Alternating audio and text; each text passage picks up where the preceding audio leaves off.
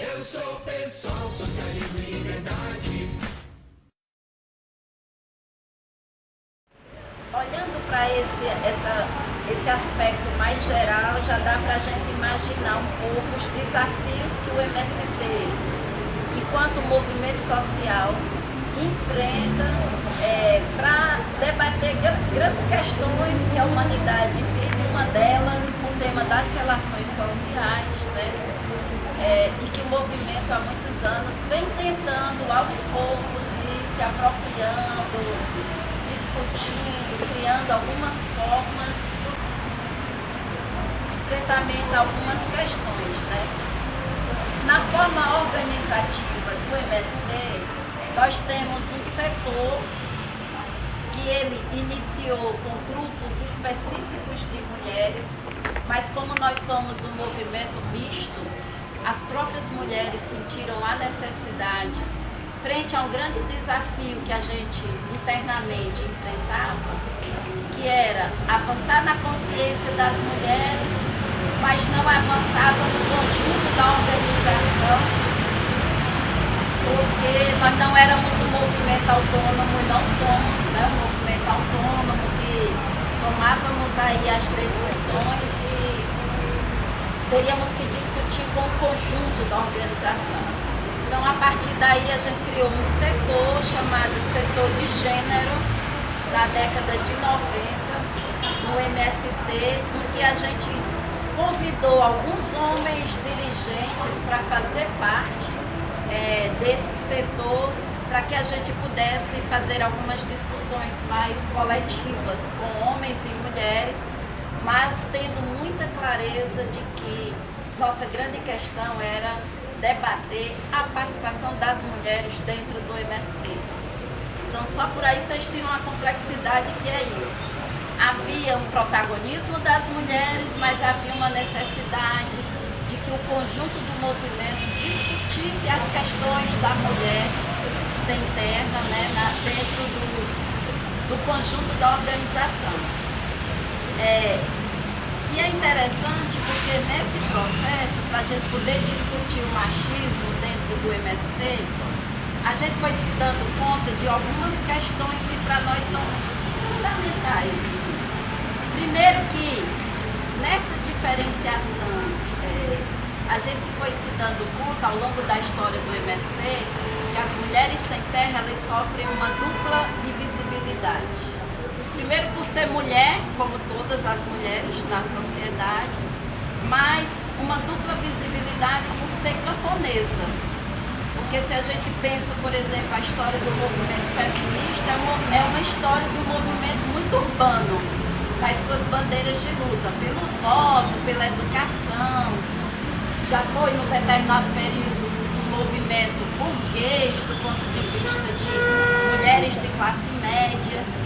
E quando você olha para as mulheres camponesas, por exemplo, do ponto de vista de estudos, é da década de 90 para cá que algumas pessoas dentro da academia se interessaram por esse tema e começaram a visibilizar as mulheres na história do Brasil, por exemplo, nas lutas, na história da luta pela terra, de modo geral. Então, o primeiro enfrentamento já é esse. A gente sofre por ser mulher e por ser camponesa, porque as camponesas não são vistas da mesma forma, nem pela sociedade, nem pelos movimentos de modo geral, e fundamentalmente o movimento feminista, que é algo novo que nós estamos nesse diálogo há de 20 anos para cá, digamos, né? Nós, no caso nosso aqui do Brasil. Além dessa dupla invisibilidade, a gente buscou um aporte, porque o movimento, ele, na sua gênese mesmo, ele já teve alguns enfrentamentos. Por exemplo, o sindicalismo rural no Brasil foi criado na década de 50, mas o sindicalismo é de adesão, como qualquer sindicato. A pessoa vai lá e se inscreve no sindicato e diz, eu quero fazer parte. A criação do MST foi diferente. A criação do MST é pessoas, famílias que não têm a terra para trabalhar. Então, social é a entrada de uma família inteira na ocupação, na luta pela terra. Esse já deu um diferencial para nós e com grandes desafios, porque vocês imaginem o movimento ser capaz de organizar não só o indivíduo, a pessoa que aderiu ao movimento, mas a família inteira. E como é que a gente ia dar, naquele período, sem muita clareza política, como é que a gente ia, por exemplo, olhar de forma diferenciada para a realidade das mulheres, né? Então, no início, foram muitos desafios, tanto é que no primeiro congresso do MST já teve um primeiro debate de cotas, de que o congresso fosse 30% de cotas, porque havia uma diferenciação entre a família acampada e massivamente os homens iriam para o Congresso Nacional. Então, a partir já do primeiro momento do MST, houve uma pressão das mulheres para que isso na década de 80, né, e de 79 foi a primeira ocupação, 84 o primeiro congresso. Nesse primeiro congresso já essa pressão das mulheres de querer participar. Se é um congresso do movimento e eu faço parte do movimento, por que é só meu companheiro que vai participar, né? Então os debates já iniciaram aí. E muitos dos escritos que tem dessa época, havia uma grande questão a ser travada internamente no movimento, que era essa ideia da invisibilização das mulheres. É um movimento da família sem terra, mas era um movimento representativo. Quem representavam eram os homens. Então, a gente foi avançando nesse aspecto, mas foi muito importante porque, por exemplo, atualmente o movimento é um dos poucos movimentos camponês no Brasil que não tem mais cota, mas tem metas de 50% de participação de homens e mulheres nas suas instâncias. A gente pensa que isso eu sei que vocês sabem disso, não foi fácil, né? Foi uma grande conquista, muito debate, muito enfrentamento, para que se chegasse a essa decisão política no conjunto do movimento de que as mulheres tinham participar. Na década de 90, a gente tinha uma clareza muito grande de que nós não queríamos ser só número. Por isso que nós, na época, éramos contra as cotas. A gente queria que o movimento avançasse em linhas políticas para garantir a participação das mulheres, mas não como cota, porque a gente não queria ser só número. A gente dizia, para nós estarmos nas instâncias do movimento, a gente tem que efetivamente contribuir com a organização, com qualidade teórica, política e organizativa para nos sentir valorizadas. Era um pouco esse o debate. Qual é o nosso grande desafio? É que por essa falta de um movimento histórico que visibilizasse a presença das mulheres, o camponês, de modo geral, na sua cultura, é extremamente machista em vários aspectos. Por influência religiosa, fundamentalmente, porque as igrejas têm um peso muito grande, por influência cultural, de moral camponesa, que nós chamamos. Então, e a gente pensa na década de 80, mas se você olha os acampamentos hoje, você percebe uma mesma realidade de machismo, porque as pessoas estão numa condição de vida que não permite avançar em determinados aspectos. Então, a cada novo acampamento que o MST faz, é como se tivesse que iniciar do zero um trabalho de formação política com aquelas famílias para conseguir, combater algumas questões. O grande avanço que nós temos, por exemplo, do ponto de vista político, é uma linha do movimento que ele, dentro dos objetivos gerais do movimento, está combater toda forma de violência e buscar a participação da mulher. Parece ser simples palavras, mas é o que nos dá, é o que nos dá condições, por exemplo, da gente poder discutir dentro do movimento algumas questões centrais. Quando a gente se organizou como mulheres, por exemplo, especificamente como mulheres, a gente decidiu de que para a gente combater qualquer forma de violência, nós tínhamos que buscar a estratégia da formação política. E como é que as mulheres iriam fazer esse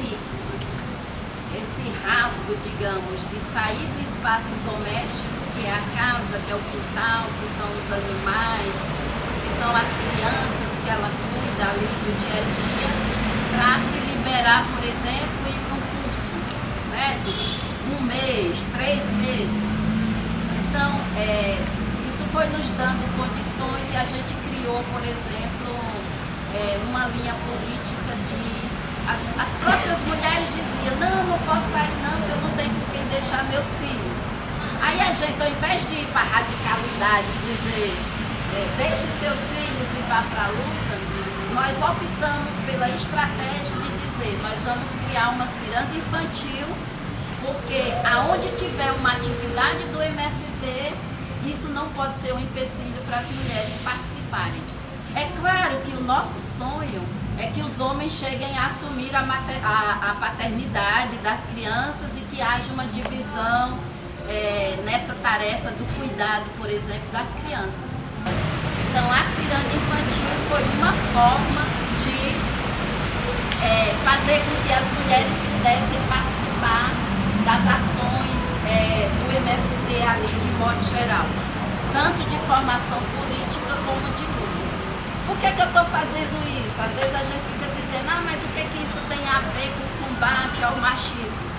Porque nós temos uma clareza entre nós de que é a formação, a elevação da consciência das mulheres que vai fazer com que a gente transforme a nossa própria realidade.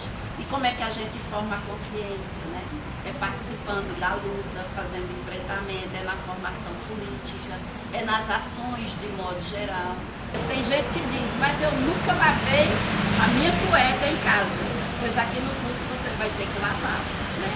Então a gente acha que essas são formas que a gente está buscando para tentar garantir que realmente esse nosso nível de consciência de dizer, nos afirmarmos como mulheres, como camponesas, mulheres sem terra, na luta por direito, mas também por dentro do movimento, criando alguns mecanismos de participação igualitária. Isso faz com que a gente não admita, por exemplo, no MST hoje, violência, por exemplo, na militância. E aí eu queria trazer para a gente também ter a clareza do grande diferencial. Nós temos 2 níveis no MST. Nós temos um nível de base, de formação da consciência da nossa base, das famílias, e nós temos um nível de consciência da nossa militância. Em ambos nós temos problemas, mas também em ambos a gente percebe avanços nessa trajetória que nós só temos 30 anos, né, de formação aí dentro do processo de luta. A gente considera, por exemplo, que as mulheres sem terra já adquiriram um nível de consciência feminista, de classe, né, assim, muito intenso, mas tem determinadas bandeiras que a gente tem dificuldade, porque a gente é muito coerente no diálogo com a base, para a gente também não se isolar na luta política, né, assim, se isolar no sentido de não ter respaldo naquilo que a gente está ali defendendo no nosso cotidiano. Então, por exemplo, nós temos dificuldade com o tema da violência doméstica. Na militância é consenso, do ponto de vista das mulheres, que essa é uma bandeira extremamente importante. Mas se você vai para a base, ainda é um grande tabu. Assim como o tema do aborto, né, e vários outros. Violência e aborto são os 2 temas que a gente tem assim mais, que nós chamamos de nó crítico, que a gente ainda não conseguiu avançar. A violência por uma carga cultural imensa nos camponeses, tanto em homens quanto em mulheres, essa coisa do não dizer, do medo, de não buscar sair, das formas que os órgãos governamentais encontraram, não responde para as mulheres camponesas. Primeiro que a gente não tem delegacia no interior, né? Muito mais nas comunidades. Segundo que, então essa forma já é limitante para nós. E segundo que a gente acredita num processo de formação permanente, que é o que a gente tenta, que não é fácil, de dizer que no mundo sem terra nós somos todos companheiros. Então, se somos companheiros, não se admite violência com mulheres e com crianças. Do ponto de vista de clareza política, nós temos muito, né? Agora, no cotidiano, como nós não somos uma ilha isolada, os problemas são muitos. O que nós já avançamos nesse aspecto, por exemplo, da violência? É de que, quando ocorre na militância, já há toda uma articulação entre as mulheres a nível internacional, da gente não se admitir na militância e de haver intensos debates quando algum fato desse ocorre. Do ponto de vista da base, a gente tem alguns assentamentos que têm regimentos internos. Por exemplo, um homem que bate na mulher, ele é chamado a atenção. Eu estou contando a realidade de alguns assentamentos. Ele é chamado a atenção na assembleia do assentamento, a primeira vez, a segunda vez. Eu sei que na última instância ou vai para a polícia, mas o próprio assentamento tenta resolver o problema. E se ele permanece, nós já tivemos vários casos de expulsões de homens, por exemplo, que batem em mulher. Isso nós temos em todas as esferas do movimento, mas a gente tem buscado formas aí de combater.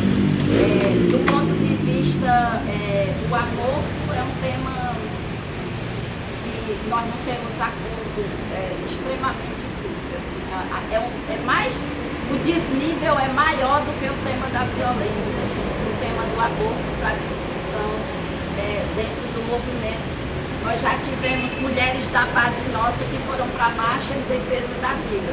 E nós já tivemos nós, mulheres militantes, em marcha, defendendo a legalização do aborto.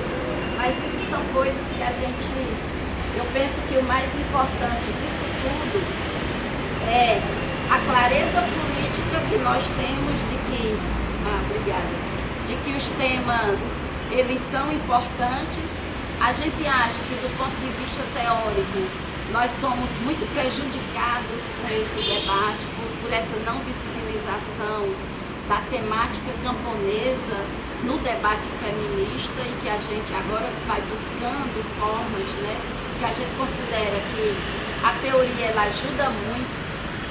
A gente faz um debate interno no MST que a gente tem duas revoluções a serem travadas, que a gente chama uma revolução dentro da revolução. É a clareza da luta de classe, que a gente tem que bater no inimigo, que é o capital, no caso camponês, que é o agronegócio, mas a gente tem uma revolução interna, que é das relações sociais. Enquanto a gente não conseguir transformar, significa que nós não avançamos aí nos nossos objetivos. Mais recentemente, nós temos debatido um tema que eu fiz mestrado ali no Prodema, e a gente sistematizou pela primeira vez um debate que nós estamos chamando de feminismo camponês e popular. Justamente com essa ideia de visibilizar as lutas, o processo organizativo, os enfrentamentos que as mulheres fazem, né? Mas também de visibilizar um processo que tem sido muito bonito, porque as mulheres permanecem com essa busca por acabar com esse processo de invisibilização dentro da organização, mas também reconhecer que há uma efetiva participação das mulheres em diferentes instâncias e que isso tem feito o movimento ser diferente. Mas nós estamos chamando que a gente está vivendo um período histórico que é um protagonismo das mulheres. E que é esse protagonismo nas lutas, na formação política, no processo organizativo, que tem feito com que o movimento erre menos, né? Não significa que ele não erre, mas que ele erre menos. Então, é através desse processo de formação, de organização e das lutas concretas que a gente tem tentado elevar o nosso nível de consciência como mulheres e como camponesas. E mais recentemente, nos assumindo como feministas, que a gente tem travado esse debate. E eu digo para vocês, não é um debate fácil, porque se entre os movimentos autônomos nós temos divergências de ideias, de pensamento, de formas de como buscar saídas, vocês imaginem o quanto isso se complexifica quando é um movimento misto, que você tem que fazer as discussões entre homens e mulheres e com esse desafio de não ficar só no debate das ideias, mas buscar condições efetivas para que se garanta, por exemplo, um ataque ao machismo que é permanente dentro das organizações mistas, né? Então, resumindo aqui para concluir, depois ficar aberto para o debate, a gente acha que só é possível combater o machismo a partir do protagonismo das mulheres, né? Na luta, na formação e na organicidade, mas também debatendo com o conjunto do movimento. Nesse curso que nós temos permanente, que é feminismo e machismo, nós já fizemos um debate, por exemplo, de um pilar que Marx disse que é sustentação do capital, que ele falou religião, Estado, propriedade privada. E a gente esqueceu, mas o casamento é um dos pilares e a gente está conseguindo avançar. E, por exemplo, nós levamos o debate do Marx, um livro feito pelo professor Sérgio Lessa, da Federal do Sergipe, que chama Pelo Fim do Casamento Monogâmico. E pela primeira vez a gente discutiu na instância nacional do movimento com homens e mulheres. Um debate riquíssimo, para não dizer tenso, né? Mas importante para nós. Então é só para socializar com vocês essas questões e ficar aberta para o debate, porque eu acho que muita coisa nós avançamos, mas muita coisa há de se avançar. E isso é que é bonito. Porque nós somos movimento, porque estamos em permanente busca de alcançar os nossos objetivos. E oxalá que o fim do machismo a gente consiga alcançar.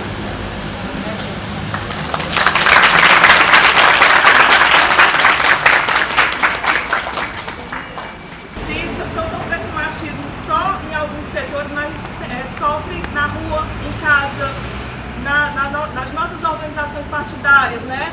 E nos movimentos sociais mistos, que deveriam ser os primeiros a construir essa nova sociedade que a gente quer vivenciar dentro deles, e são os primeiros a não estabelecer essas novas relações que nós almejamos, né, no futuro de uma sociedade que aí a gente chama dentro do nosso partido de socialista. Então, assim, a minha fala, primeiramente, como eu venho de uma organização partidária, então eu vou falar aqui muito mais, né, relacionar feminismo, esquerda partidária, machismo dentro dos partidos políticos de esquerda, não é só no PSOL que infelizmente isso acontece, mas em todos os partidos de esquerda e quem dirá nos partidos de direita também, né? Então são espaços que são ainda hegemonicamente ocupados por homens. Nós mulheres, além da dificuldade de nós nos inserirmos nesses espaços, a gente também tem dificuldade de nos mantermos dentro desses espaços. Não são espaços convidativos para as mulheres, primeiro, porque o feminismo é tido como algo secundário, né? Todo mundo acha importante, mas muitas vezes é utilizado no sentido utilitarista, quando lhe convém, né? Ainda acontece muito disso, às vezes, tem um núcleo de mulheres, está resolvido, tem um setorial. Muitas vezes as nossas bandeiras, as coisas que a gente discute ficam muito interno e não consegue ganhar espaço para fora do nosso próprio núcleo, né? Do nosso próprio setorial. Então, primeiramente, eu queria situar vocês um pouco do cenário brasileiro, né? É um cenário que está muito complicado para quem é feminista, para o movimento feminista, para as mulheres.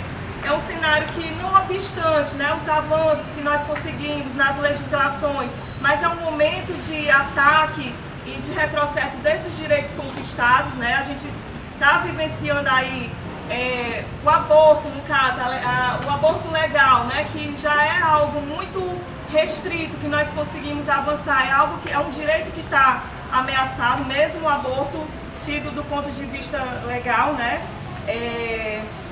Só um exemplo para citar para vocês. Então essa conjuntura está muito desafiante para o conjunto dos movimentos e especificamente para o movimento feminista. Então esses tempos de avanço, de conservadorismo na nossa sociedade, a gente começa a observar que dentro do próprio campo legislativo, eu particularmente nunca presenciei tantos retrocessos, tantos obstáculos nos direitos humanos, nos direitos sociais, nos direitos das mulheres, como a gente vem observando agora dentro do campo legislativo. Então há grandes entraves, né, nas nossas bandeiras, nas nossas pautas, quando a gente olha para o âmbito legislativo. Então, no Brasil, esses setores eles têm, de certa forma, tido um crescimento dentro do âmbito legislativo, esses setores conservadores, fundamentalistas, religiosos, né, na esfera nacional, e eles possuem uma forte influência, no caso, sobre o governo brasileiro. Isso acaba, de certa forma, complicando no âmbito legislativo também, para que as nossas bandeiras elas sejam pauta e continuem avançando. A outra coisa que nós presenciamos agora no campo do legislativo, né, a questão das cotas. Né? Se antes a gente tinha aí uma possibilidade, né, muito que remota, de 30% dessas cadeiras no legislativo, né, serem destinadas às mulheres, o movimento feminista hoje avalia que essa nova aprovação dessas cotas estabelecidas, elas não vão reverter, né, esses espaços que são hegemonicamente tomados pelos homens, no caso, as assembleias legislativas, né, a Câmara dos Deputados. Então ainda é um espaço que, se antes era difícil nós acessarmos, sem as cotas, do jeito que nós estávamos pensando, né, como elas deveriam ser aprovadas numericamente, vai se tornar mais difícil até mesmo a gente estar pautando, através desses mandatos, né, as nossas bandeiras do feminismo. Então, assim, a gente olhar hoje para o feminismo e para a condição social da mulher, a condição atual da mulher no século XXI, isso vai exigir que a gente veja a situação da mulher do ponto de vista da totalidade social. O que é que eu quero dizer com isso, da totalidade?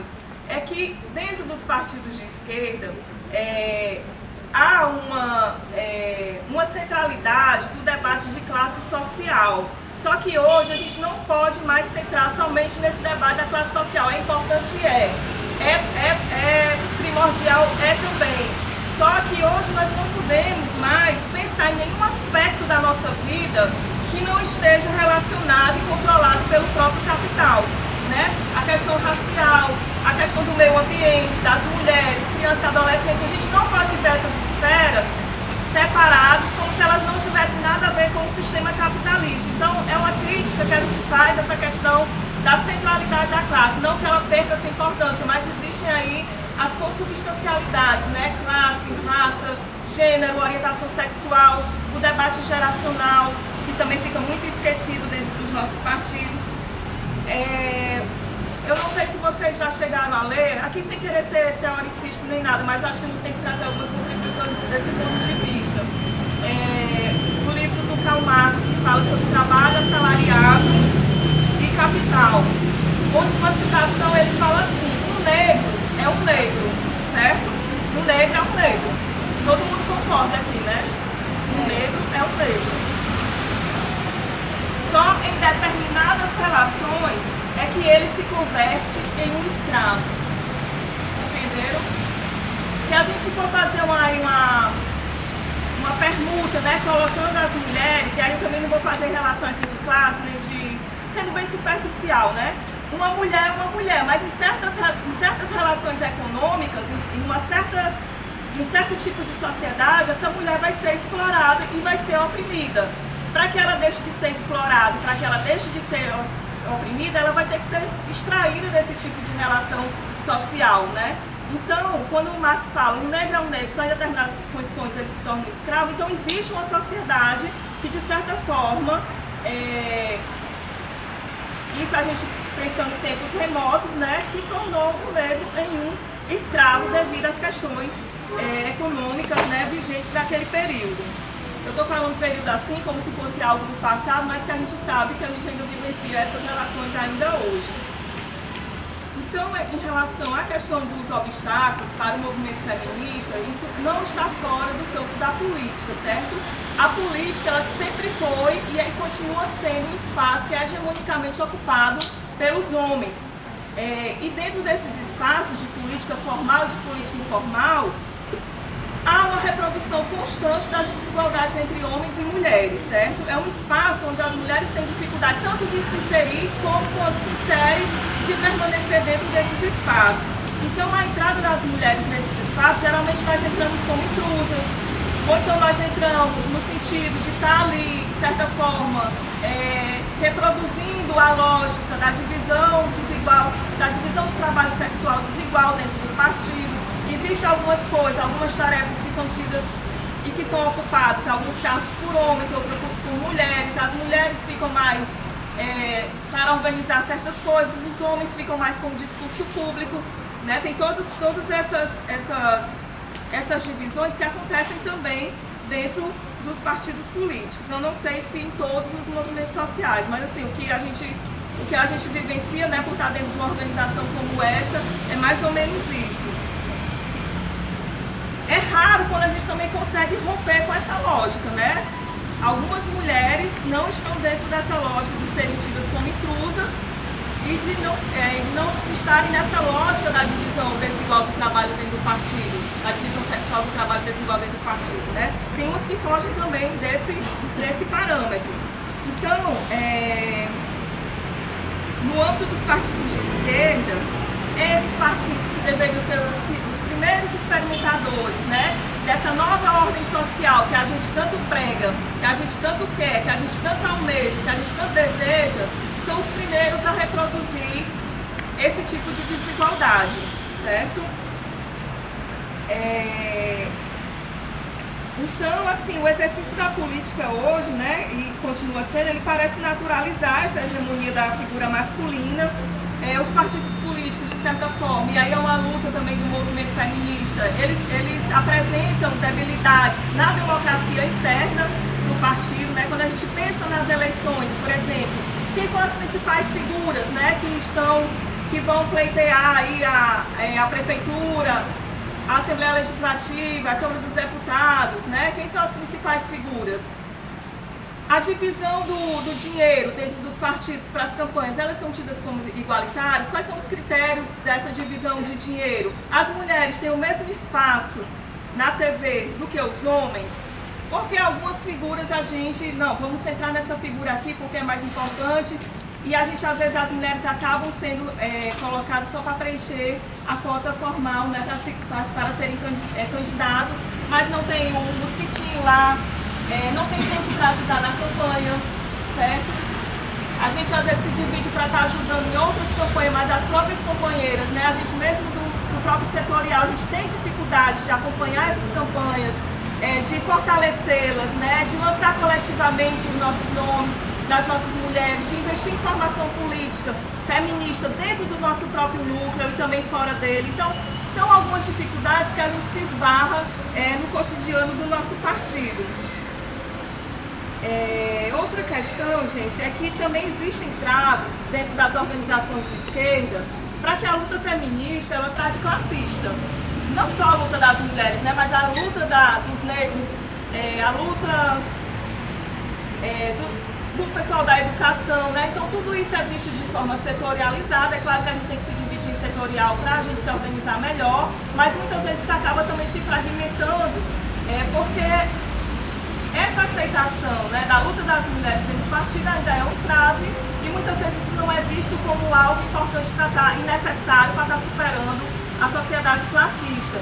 Muitas vezes o movimento feminista ainda é visto como um movimento que fragmenta a luta de classes, ou então que é um movimento pequeno burguês. Então isso ainda são coisas que se reproduzem. Isso em todas as correntes do nosso partido. O nosso partido é dividido em correntes. Não é em todas as correntes, mas ainda existem correntes muito ortodoxas que acham que a centralidade é a classe e que os outros segmentos são apenas coadjuvantes, e que aí, se nós conseguirmos atingir a sociedade socialista, a gente vai acabar com as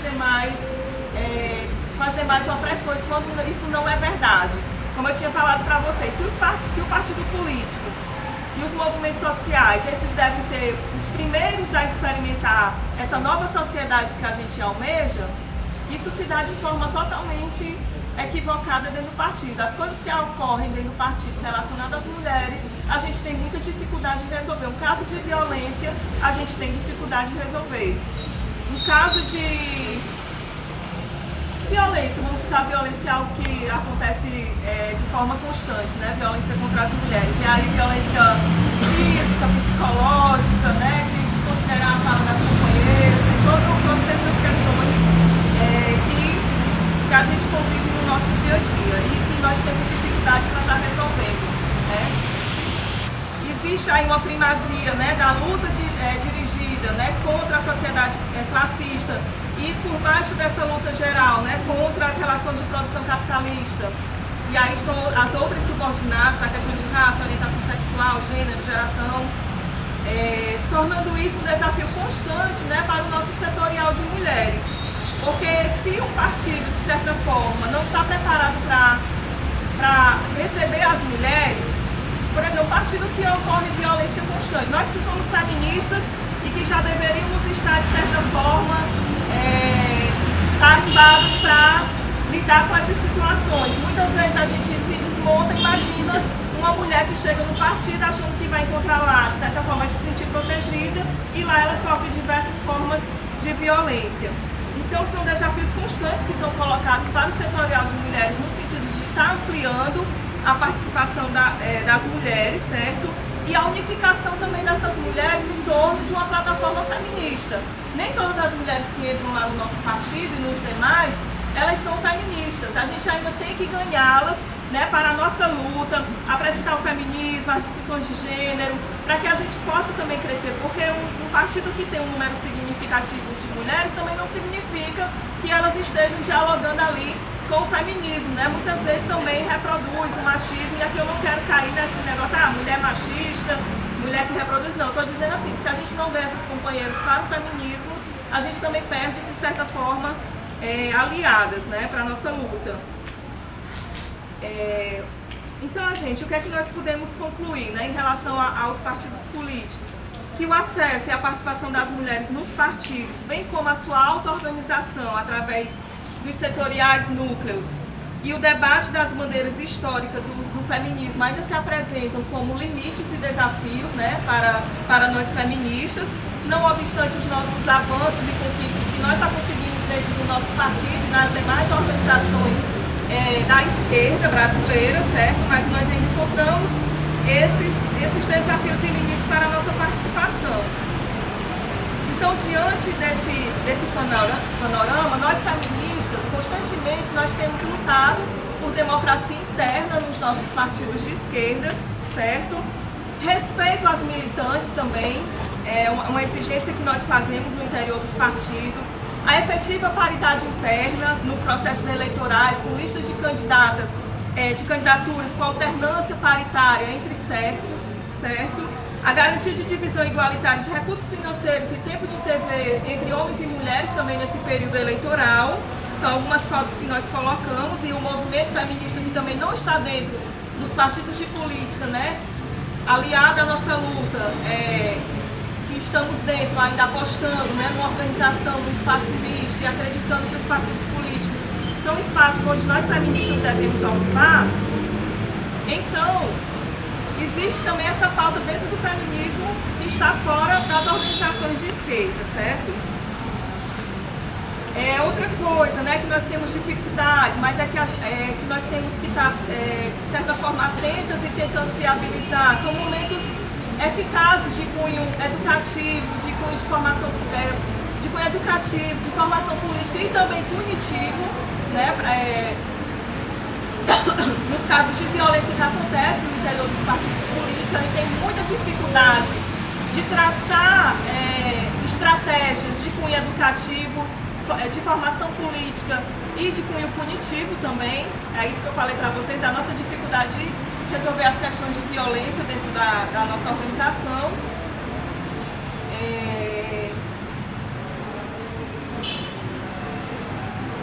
E para finalizar, gente, assim, o que nós feministas temos insistido ao longo desse tempo é que sem feminismo não haverá socialismo.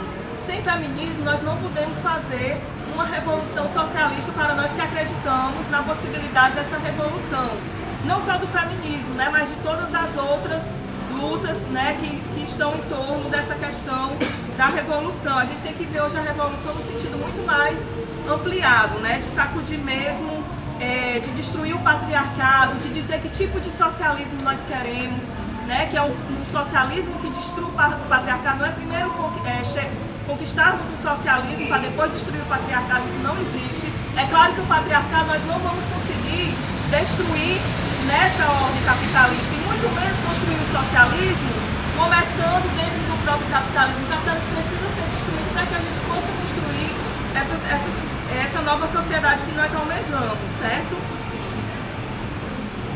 Então assim, hoje o movimento feminista, né, ele tem que articular um projeto, o seu projeto de feminismo a um projeto de transformação societária. Também não adianta a gente querer só pautar o que é possível. Nós já conseguimos muita coisa, né, mas ainda faltam muitas outras, e muitas outras que também não serão absorvidas por esse sistema. Por isso que a gente insiste nessa articulação, né, da luta pela libertação das mulheres com a luta pela transformação da sociedade, certo? Que o nosso projeto de feminismo ele possa expressar esse projeto de transformação societária. E aí a gente precisa conhecer e observar quais são os nexos estabelecidos nessa sociedade entre capitalismo e patriarcado, né? Patriarcado e capitalismo são dois sistemas independentes ou eles dialogam, certo?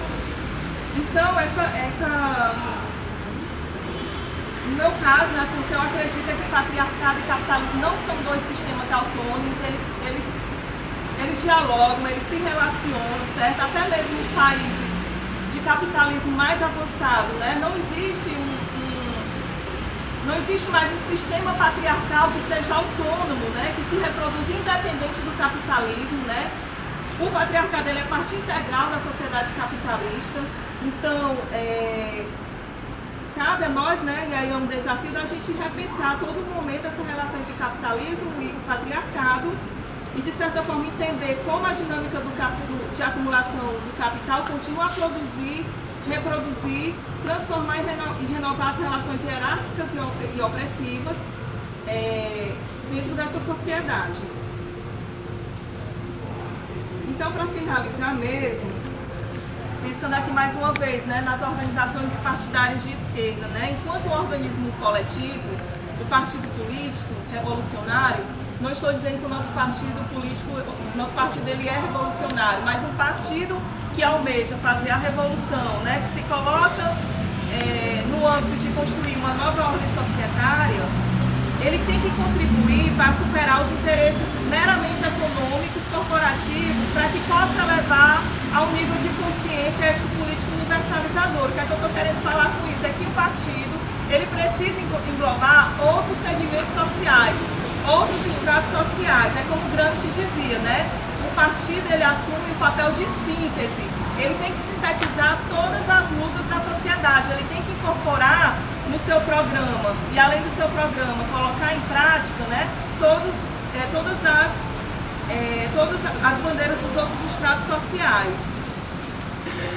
Mas assim, primeiro eu acho que é muito legal a gente estar pautando isso com essa abertura, né? Porque o machismo na esquerda, desde Karl Marx, que explorava o trabalho da sua filha e da sua mulher, segundo relatos históricos, até o hashtag Meu Amigo Secreto, né? Ele é real. A gente sente, vive e sabe. Mas sempre houve uma determinada hierarquização de opressões que, de certa forma, fez com que a gente dissesse: não, mas peraí, vamos lá, vamos tratar disso aqui Aí depois a gente trata disso aqui. E esse debate, ele não assume um lugar estrutural nos movimentos que a gente costuma participar, ou na esquerda histórica, né?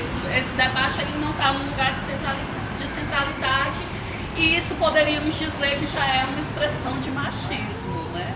Mas poderíamos ser acusadas de histéricas. Então, é importante que para a gente fazer esse debate a gente rompa com uma coisa que é uma estrutura extremamente fugida de dominação das mulheres, que é a romantização da vida. A romantização da vida, ela faz com que a gente pense as coisas como se a gente não pudesse discordar delas, ou como se elas estivessem em um lugar ideal. E a gente está falando de lugares que a gente sonha utopicamente com esse ideal, mas que no concreto a gente sabe porque a gente sente na carne que não é ideal.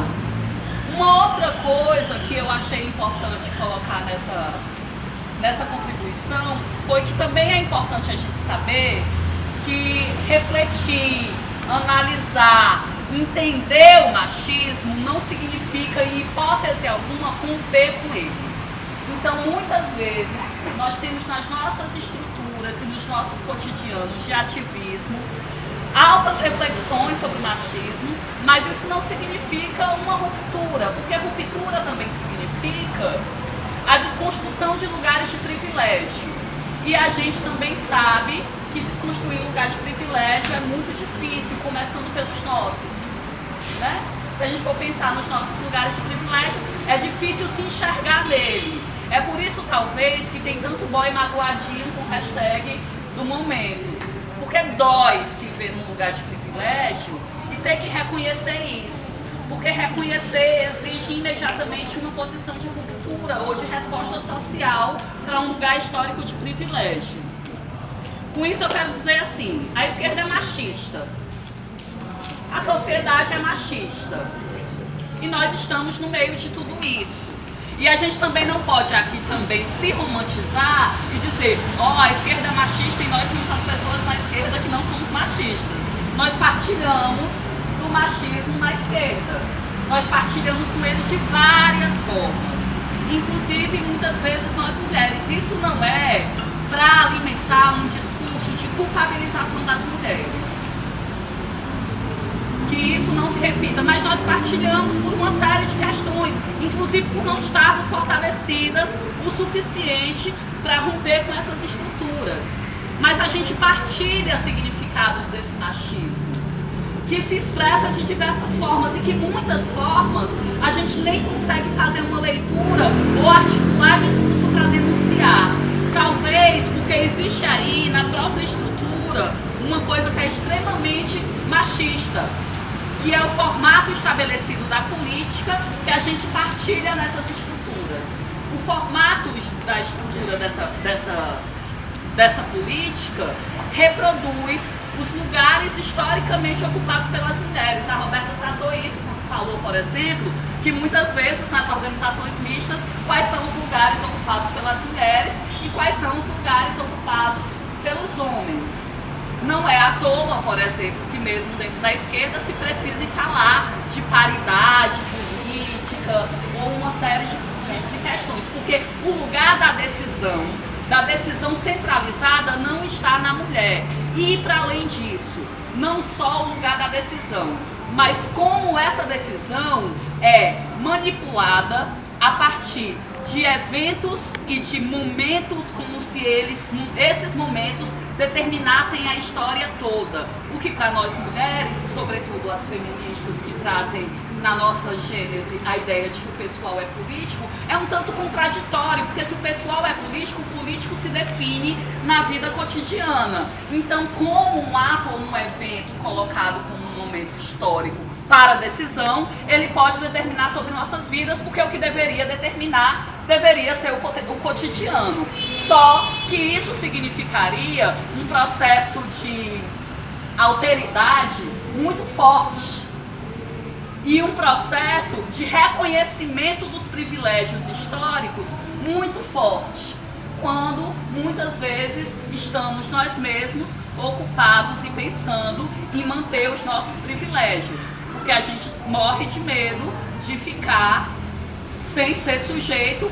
E esse formato de fazer política, sobretudo, é um formato viril. Ele é viril porque ele se estabelece de um modo que parece que para se tomar uma decisão ou para se fazer política, a gente tem que estabelecer relação de disputa.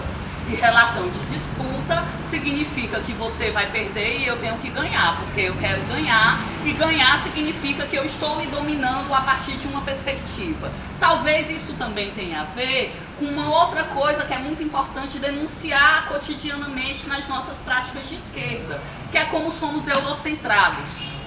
Como a gente só concebe a realidade a partir de uma lógica eurocentrada. Não é à toa, não somos as pessoas malvadas e merecemos, né, a forca por isso.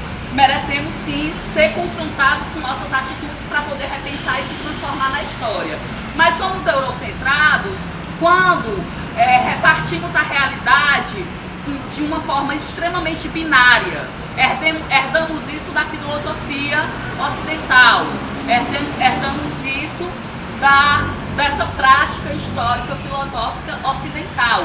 Como toda a prática teórica da esquerda parece ter seus pilares na Europa e nessa construção política, que era o possível para o que aqueles sujeitos viviam naquele momento, né? Não vamos entrar, ai meu Deus do céu, não vamos fazer esse negócio não. E essa visão eurocentrada, ela também traz uma série de outras coisas que a esquerda sustenta, né? Que a esquerda sustenta e que eu não acho que estão desarticuladas do patriarcado ou do machismo. Porque eu não acho que a gente tenha como fazer uma análise da realidade desarticulando coisas que se retroalimentam. Então, nesse sentido, o capital consegue se aliar com o pior do patriarcado, que consegue se aliar com o pior do racismo, que consegue se aliar com o pior do adultocentrismo e que consegue, com isso tudo, estabelecer um discurso capacitista que determina quem é que vai estar nos lugares estratégicos de decisão. A gente precisa denunciar o capacitismo porque nós mulheres também somos muito vítimas dele. Quando existe uma lógica extremamente perversa, uma exigência perversa de formato e de forma de organizar o discurso. Isso é uma outra forma, né? Porque desses significados, eles não se afirmam à toa, eles se afirmam a partir de algumas coisas.